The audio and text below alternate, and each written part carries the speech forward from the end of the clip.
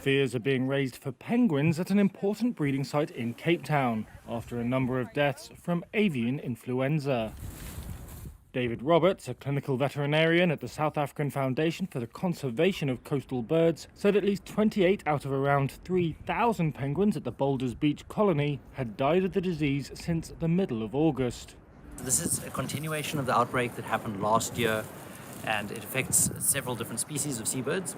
And at the moment, we're quite concerned because the numbers of penguins that are being affected and dying from the disease is going up.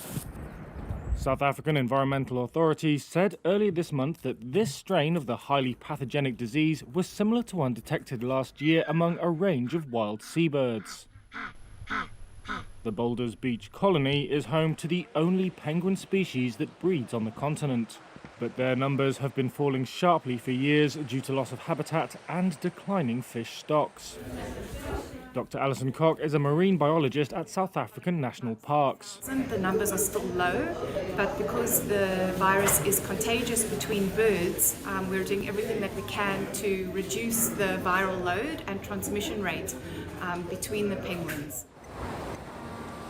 To identify and remove sick birds from the colony, South African scientists perform tests or diagnose penguins on their symptoms, Roberts said.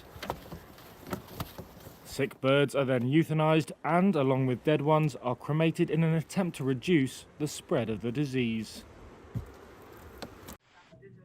Gunfire was heard in Burkina Faso's capital on Saturday, the day after President Paul-Henri Damiba was ousted in the West African country's second military coup this year. A foreign security source in Ouagadougou said there were reports of gunfire in several parts of the city, as forces loyal to Damiba clashed with those supporting Captain Ibrahim Traore.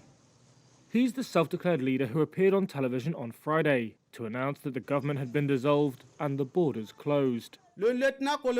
On Saturday, a statement from Traore was read out on television by an army officer. In it, he said Damiba had taken refuge at a French army base and was planning a counter-offensive.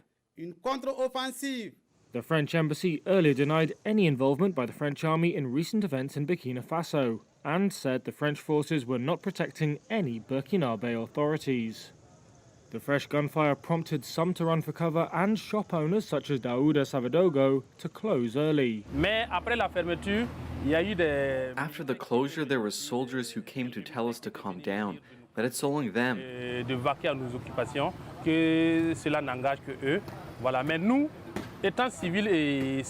But as civilians, we have to hide when there's shooting, and then when it stops, life can resume as normal. Life can't go on when you hear shooting. It is not possible.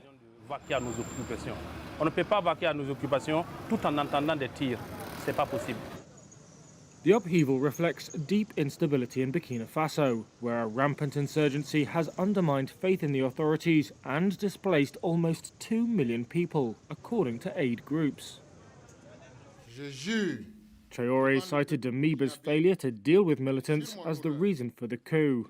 Damiba had toppled former President Roch Kabore in January over the same issue.